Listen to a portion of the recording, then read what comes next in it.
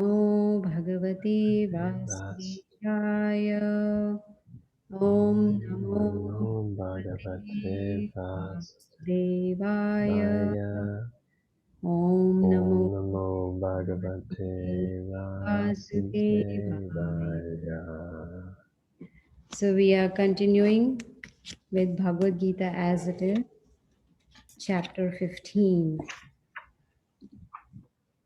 And today we are going to do verse number 10 and 11.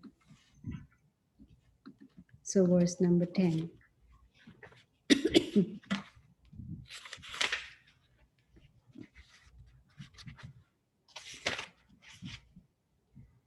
Ukramantam sthitam vapi bhunjanam va gunanvitam vimudhananupashyanti pashyanti jnana chakshushaha.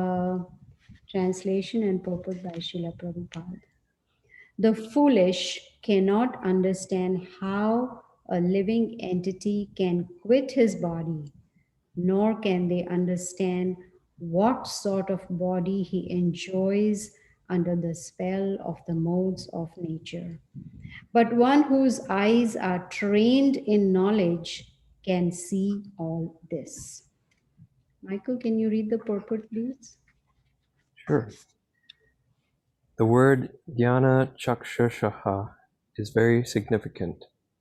Without knowledge, one cannot understand how a living entity leaves his present body, nor what form of body he is going to take in the next life, nor even why he is living in a particular type of body.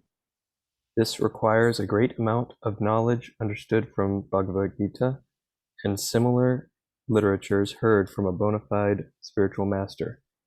One who is trained to perceive all these things is fortunate. Every living entity is quitting his body under certain circumstances. He is living under certain circumstances and enjoying under certain circumstances under the spell of material nature. As a result, he is suffering different kinds of happiness and distress under the illusion of sense enjoyment. Persons who are everlastingly fooled by lust and desire lose all power of understanding their change of body and their stay in a particular body. They cannot comprehend it. Those who have developed spiritual knowledge, however, can see that the spirit is different from the body and is changing its body and enjoying it in different ways. A person in such knowledge can understand how the conditioned living entity is suffering in this material existence. Therefore, those who are highly developed in Krishna consciousness try their best to give their knowledge to the people in general, for their conditional life is very much troublesome.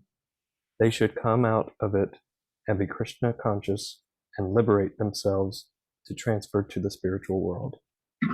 Thank you. Om Gyanatimirandasya Gyananjana Shalakaya Chakshur Unmanitam Yena Tasmai Shri Gurave Namaha. So welcome all of you. A very beautiful verse. Even the previous verses that we read, Krishna is talking about how to quit the body and how we change bodies, how the transmigration takes place. And he is trying to actually give us the knowledge how not only just to live, but also how to die. Now, in this particular verse that we read today, a word that is used by Krishna, Sanskrit word is Utkramantam, which means quitting the body. That is what this word means. So this is very, very important. Actually, the final examination is at the time of death. We need to be prepared. So whatever we are thinking throughout our life, whatever our consciousness is throughout our life, that is what our state of consciousness will be at the time of death. And here in this verse, Krishna is saying that we should not be a vimudha, means a foolish person. A foolish person is one who does not value this human form of life and wastes it. In the 7th chapter, Krishna had said, Namam dushkritino mudha prapadyante naradhama. He had said there are 4 kinds of people who do not surrender unto me. And the first one was mudha, means grossly foolish. So foolish people waste the human form of life. They do not prepare for the final examination, the last moment of this life, when either we break this cycle and go back to the spiritual world, or again come back into this 8.4 million species of life. So here it's explained that Prabhupada also says that people in general are very busy trying to enjoy under the three modes of material nature: goodness, passion, and ignorance. And because they have no knowledge, they don't have a goal in life, they have no idea what, how valuable this human form of life.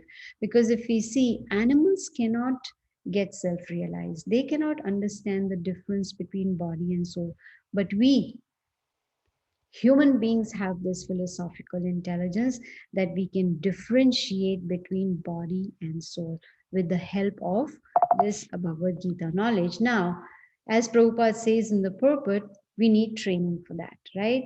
One has to be trained in this knowledge, then one can really see. There are two kinds of seeing. We see with our eyes, right? We see, okay, here is this object, here is that object, here is this laptop. We see. But one who actually sees is the one who is in knowledge. Knowledge of the Bhagavad Gita.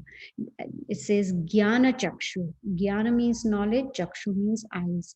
So we should see through the eyes of knowledge. And then one can say that, yes, a person is self realized because one is able to see the truth. And Bhagavad Gita teaches us how to become self realized. Right from chapter 2 onwards, Krishna started with the basic knowledge, basic foundation of spirituality, and that is, I am not this body. So, Bhagavad Gita is teaching us not to remain foolish, but if we are intelligent, we sharpen that intelligence more and more with the help of knowledge. You see, Bhagavad Gita actually is a treasure house. It's so valuable that we cannot even put a price on it because of its knowledge. But most people are not interested in this knowledge, right? You can compare Bhagavad Gita to a touchstone. You know what's a touchstone? That valuable gem that you touch to anything, it turns into gold. How many of us would like that touchstone? That everything we touch, it becomes gold.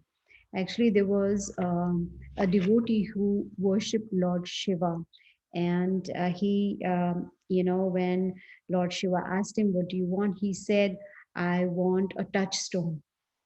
Because he was so poor, he thought, if I get a touchstone, I can change many things into gold and then I'll be a billionaire. So Lord Shiva told him that here is a place in Vrindavan, you go, there is a person, a devotee, his name is Sanatan Goswami. He has the touchstone. And if you ask him, he'll give it to you. So this poor person, he found Sanatan Goswami and he met him.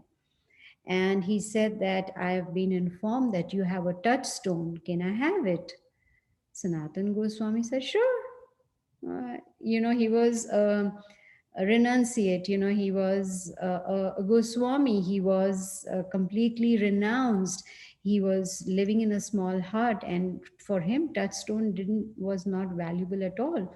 So this poor person was very happy. He said, "Oh, I'm going to get a touchstone." So he said, "Where is it? Where is it?" So Sanatan Goswami pointed to the trash can, and the touchstone was in the trash can. And this man, he just grabbed the touchstone and he said, "Thank you," and he went. While he was walking, he said, if this is valuable, it was lying in the trash can, so probably he has something more valuable that he's hiding from me, something more valuable than this touchstone. He went back and he said, I'm sure you're hiding something more valuable. I want that. I'm sure there's something more valuable. Sanatan Goswami said, I was just waiting for you to come back and ask me for something which is more valuable than the touchstone. And what he said, okay, show me, show me, show me. And what did Sanatan Goswami show him? This chanting beads. He took out his chanting beads and he said, this is more valuable than the touchstone that you have, because this chanting of this holy names will help you to break the cycle of birth and death, whereas this touchstone will only satisfy you for a little while as long as you are in this body, you see. So jnana chakshu is very, very important to understand. Means eyes of knowledge. That means we, just like we wear glasses to see, similarly we should wear the glasses of the scriptures, Bhagavad Gita, and we see through the Bhagavad Gita. Then we can understand, because without knowledge it is not possible to understand. It is not even possible to become self realized, because if knowledge is not there, we will not go above the bodily concept. We will just stay, I am this body, I want to satisfy this body, I want to make this body happy, I want to make this body look beautiful. So it's only going to be body consciousness. In fact, I was listening to a lecture from Los Angeles temple, and this devotee was talking about himself, and this is many years ago. And he said that he was very fond of riding motorcycles, Harley Davidson, right? And he had long hair, and he would wear helmet, and he would wear that jacket of Harley Davidson, and he would boom, boom, boom. He would be just enjoying his ride on his motorcycle. And one day it so happened that he met with an accident, and he fell on the sidewalk, and his head hit the concrete. And because of that, he forgot everything. He forgot what his name was, where he lived, who he was. He had no idea at all. And he was lying there. And fortunately, there was a devotee from the Los Angeles temple walking by at that time, and he saw him, and he took him to the hospital and got him treated. And then once he was well, the devotee asked him, now you can go home. He said, I don't know who I am. Where do I go? I don't remember anything. So this devotee said, I know you, who you are. Oh, he was so excited. He said, you know who I am? He said, yes. You're not this body, you are the soul. And he took him to the temple. And then he started practicing Krishna consciousness. He was chanting, he was attending the temple programs, the lectures, and eating prasadam. He was very happy. Then one day, someone, I think, someone gave him an idea or something, thought that, okay, maybe he is a youngster, maybe he was studying in one of these universities nearby or whatever. So they took his picture, and they made flyers, and they put it in the university. I don't remember which university, and they put it there with a phone number. And guess what? There was a phone call. He received a phone call, and he came and he said, oh, he called him by his name. I don't know what his name was. And he called him, you are so and so, you studied in this college, and you lived here, and everything. This is your real identity. But now, by then, this devotee, his name was Omkara, he realized that, yes, that was my material life. But now, actually, I know who I am. I am the spirit soul. Now I know where I have come from the spiritual world. I know where my home is, which is the spiritual world. And now Bhagavad Gita has shown me how to pass the final exam, the last moment of death, and how to go back to the spiritual world. So you see, Bhagavad Gita helped him to understand who he really is. So if we want to become free from illusion, free from false association, then we need to follow the process that is given to us in the Bhagavad Gita, because with the help of knowledge, we can really understand who we are and what our goal is. And then once we know that, then we can strive for that goal, strive for permanent happiness, strive for a permanent home. And only Bhagavad Gita can help us. Just reading Bhagavad Gita, hearing Bhagavad Gita, we will not be able to understand. We need to put it into practice. Many times I give this example of a bottle of honey. We cannot taste the honey by licking the bottle.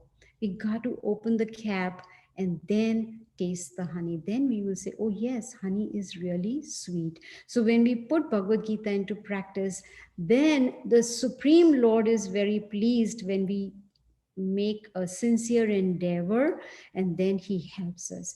And here in the purport, Srila Prabhupada is talking about the necessity to hear from bona fide authority. That is important, right? Someone who is coming down in the strict disciplic succession, someone who has the training, someone who is certified in Bhagavad Gita, someone who has experience, and someone who is following the Bhagavad Gita.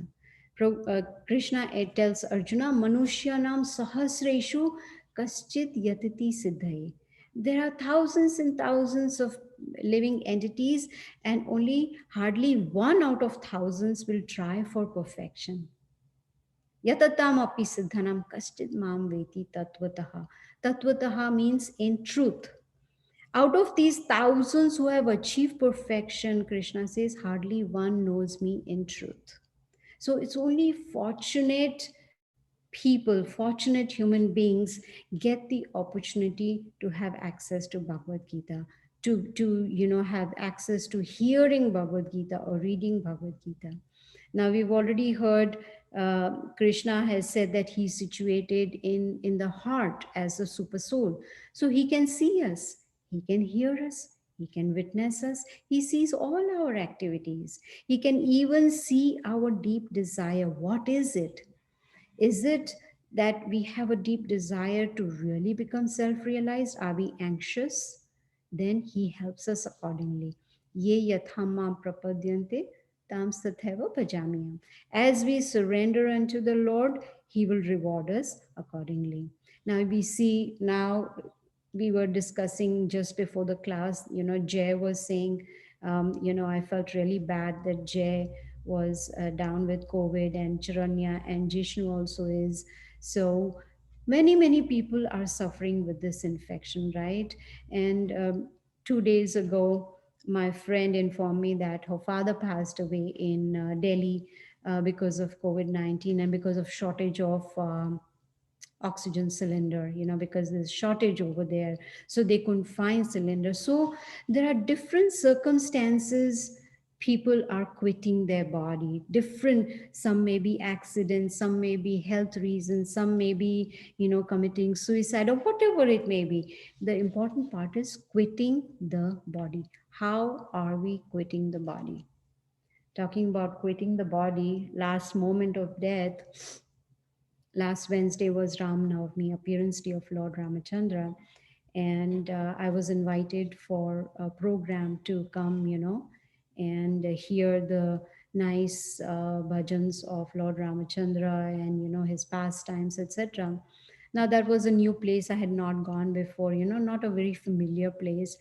And by the time the program got over, it was 9:30 in the night, and it was dark, and my vision is also not very good, so there were not even good street lights. So as soon as I came out of the subdivision, the GPS said I need to turn left.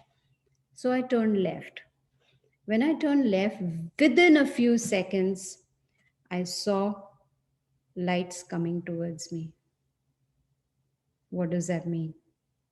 I was on the wrong side. Instead of turning around the median, I didn't see the median, and I went in the wrong. And I was like, the first thought that came to my mind was, this is it. Because cars are coming, there is no way to go. And it was a high median. So, I can't even go on the other side. And both the lanes, cars were coming straight at me. And so the first thought that came to my mind was Krishna. Just keep chanting Krishna. But at the same time, be alert to see. I was trying to see, can I turn left into some subdivision so I can save myself? Or if I can find, there are some sections in between the median, that are kind of clear for, cars to turn right or left or whatever. So I was looking on both sides, and there those cars were, blinking the headlights at me, honking away. And but Fortunately, no one came straight bang into my car. They started moving to the next lane. And I continued chanting. Possibly that was it. And today there would be no Bhagavad Gita class, right? If I was gone, I was gone. It can come any moment. But I saw a small portion that was open in the median, and I quickly took that and I went on the right side. What if that was not there? What if there was a lot of traffic and someone was speeding, right? Nothing you could do. So the end can come at when any time. So we have to think, in what condition are we living, and in what condition are we enjoying, and in what condition are we going to quit this body. Based on our actions, we get to enjoy or we suffer. So karma from either past life or the past lifetimes, or it could be this life. So we need to be very, very careful. So knowledge is important. Otherwise, there could be disaster and we waste human form of life. We have heard about Dhritarashtra, right? The blind king. The king who was the father of the 100 Kauravas, all of them irreligious. Now, Dhritarashtra was materially blind, but he was also spiritually blind. Now, his being materially blind was based on his past karma. He was born blind. But his being spiritually blind, is that also karma? No. He was advised by his younger brother Vidura. He was advised by Krishna. He was advised by Bhishma. So, but he did not want to choose to be religious out of greed. So, spiritually blind was out of choice. He chose to remain that way. So, karma is very important. Why is Krishna spoken about karma in 2 chapters out of 18? No other subject has been discussed in 2 chapters, but 2 chapters have been dedicated only to karma, and that is our activity. So if one is engrossed in enjoying the senses, I want to do this and that and enjoy, and then one cannot comprehend the Bhagavad Gita. It's just eating, sleeping, mating, defending, that's it. What about spiritual knowledge? That is also important, right? Spiritual knowledge helps us to differentiate between body and the soul, and then one is able to understand how this body is changing. What we look like when we were 2 years old, we don't look like that. Our body has changed, it has grown. Similarly, at the time of death, the body is going to transmigrate to another body. But if one takes up this knowledge of Bhagavad Gita and changes the consciousness to Krishna consciousness, then one gets liberated. And then it is important not only to follow, but also to distribute this knowledge to others, to help others, right? So that they can understand that this material world is dukhalaya, ashashvatam. It is full of miseries and it is temporary.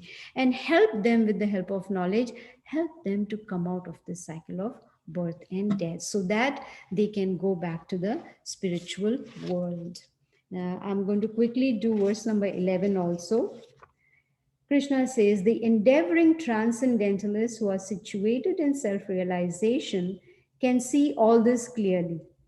But those whose minds are not developed and who are not situated in self realization cannot see what is taking place, though they may try. Purport. There are many transcendentalists on the path of spiritual realization, but one who is not situated in self realization cannot see how things are changing in the body of the living entity. The word yoginaha is significant in this connection. In the present day, there are many so called yogis and there are many so called associations of yogis, but they are actually blind in the matter of self realization. They are simply addicted to some sort of gymnastic exercise and are satisfied if the body is well built and healthy. They have no other information. They are called yatanto api akratatmanaha. Even though they are endeavoring in a so called yoga system, they are not self realized. Such people cannot understand the process of the transmigration of the soul. Only those who are actually in the yoga system and have realized the self, the world, and the Supreme Lord, in other words, the Bhakti Yogis, those engaged in pure devotional service in Krishna consciousness, can understand how things are taking place. See, endeavoring, very important.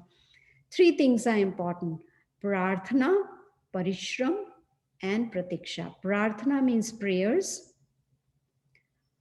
parishram means endeavors, efforts that we put in, and pratiksha means we need to wait, we need to have patience. It's not that today I started learning Bhagavad Gita and tomorrow I'm self realized. No. There has to be prayers, which is chanting the holy names of the Lord, the Mahamantra, Hare Krishna, Krishna Krishna, Hare Hare, Hare Ram, Ram Ram, Hare Hare. Then those efforts have to be put in to change our consciousness and become Krishnized, and then have patience. Then one will be able to see clearly, right? Jnana chakshu, which means see with the eyes of knowledge. So if the mind is not developed, Prabhupada says, then there is no self-realization, and then the person is not aware at all. Then a person doesn't know what is going on. Then person doesn't understand life, is, totally uh, dejected with problems and miseries, and trying to be happy but still being unsuccessful. Why? Because they do not understand the goal of life. They do not understand the difference between body and the soul, and they do not understand the process of transmigration, right?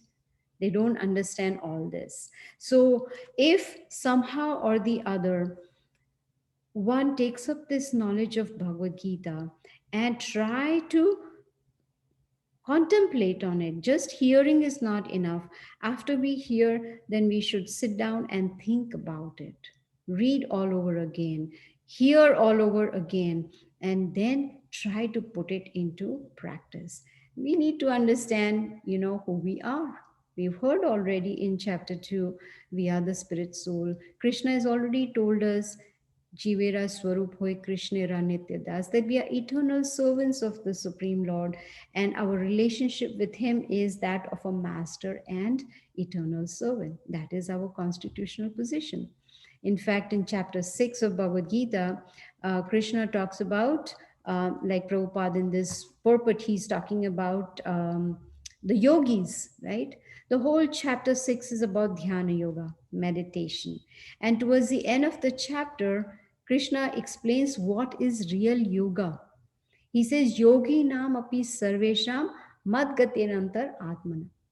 That the topmost yogi is one who thinks of me within the heart.